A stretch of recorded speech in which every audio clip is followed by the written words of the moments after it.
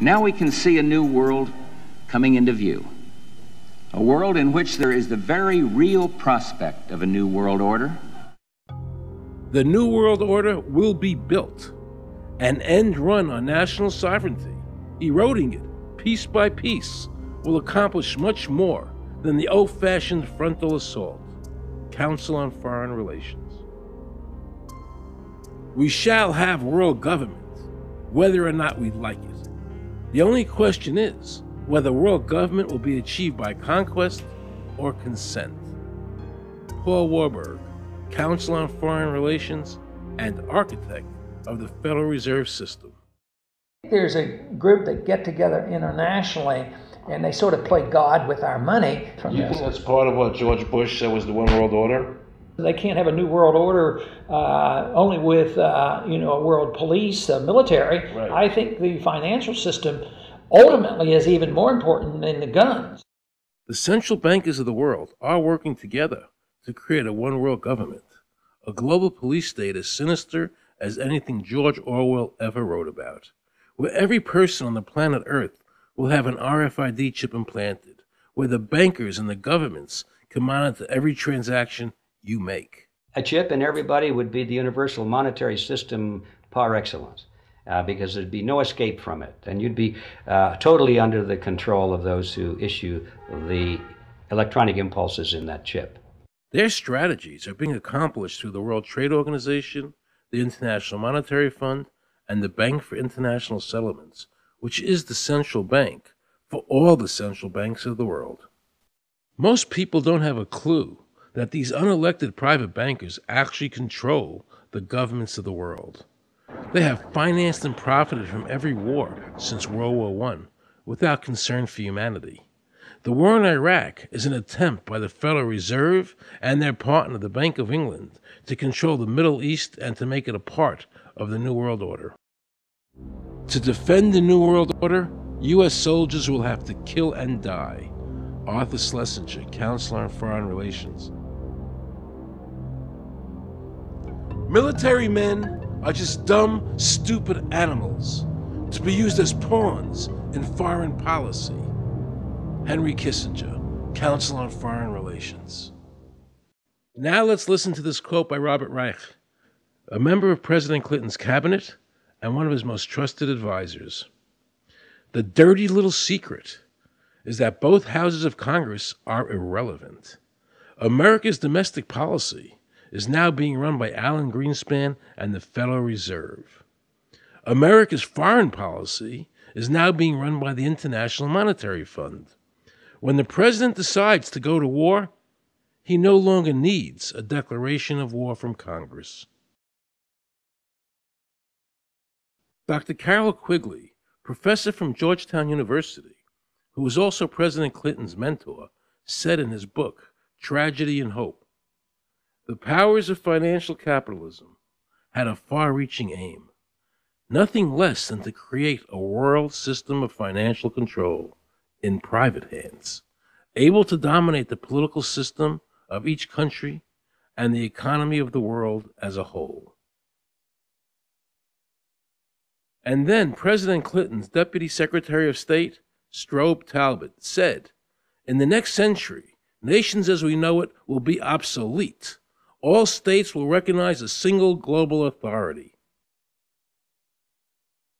All these supposed free trade agreements, NAFTA, GATT, CAFTA, are truly nothing more than the governments of the world and the central banks working together to create a one-world government. They are not free trade. These treaties are government-managed trade, and they are destroying the American worker. Through these treaties, the bankers are actually beginning to control the laws of the world. The fact is that this relationship between the bankers, the government, and the huge multinational corporations is the very reason why the government no longer enforces its immigration laws. The bankers want a one-world government without borders, and the American government is obeying them. If the government was so worried about terrorism, why are they leaving the borders open, but at the same time telling American citizens they need an ID card with an RFID chip?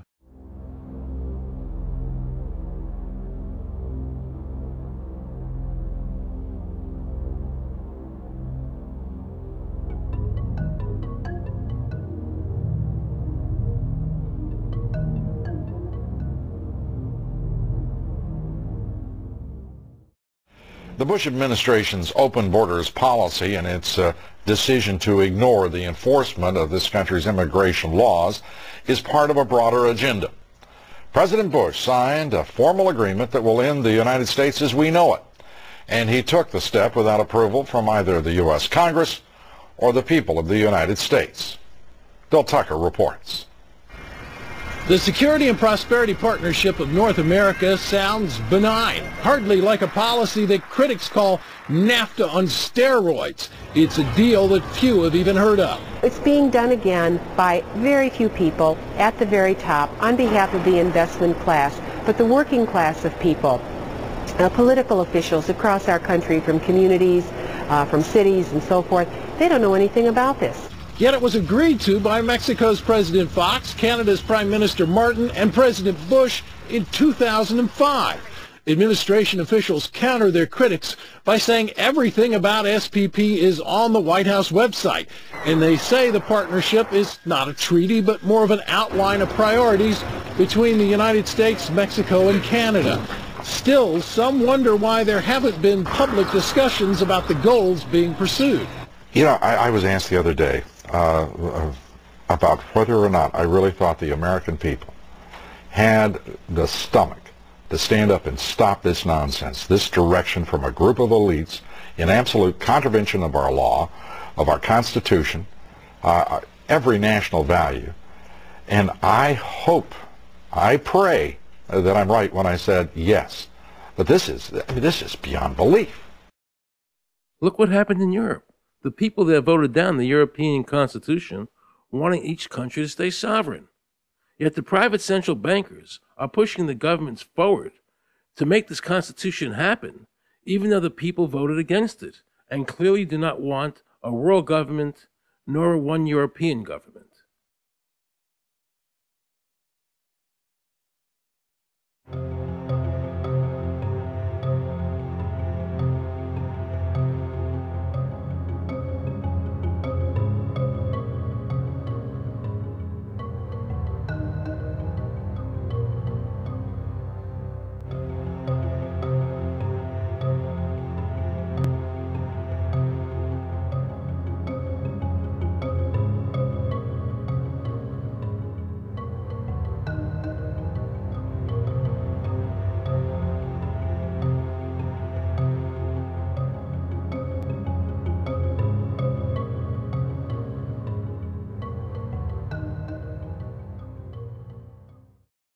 Now pay close attention to this quote by David Rockefeller, and you'll understand what is happening in the world today and where the American people are heading as a nation.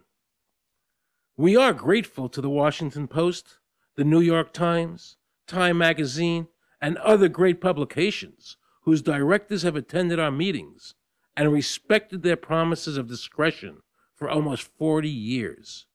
It would have been impossible for us to develop our plan for the world if we had been subjected to the lights of publicity during those years. But now, the world is more sophisticated and prepared to march towards a world government.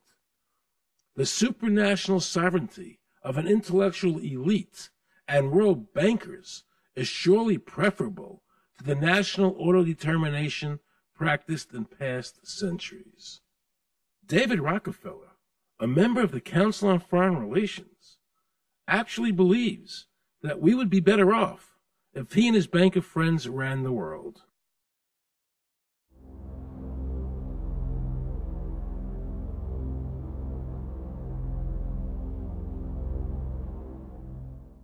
Benito Mussolini had a great quote about fascism. He said that fascism should be called corporatism more properly because it's the perfect merger of power between the corporation and the state. That's how we define fascism.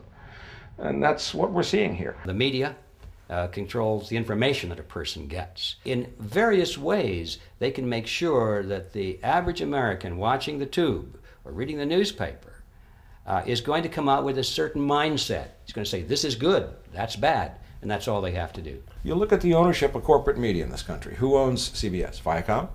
Who owns NBC? GE? Who owns ABC? Disney?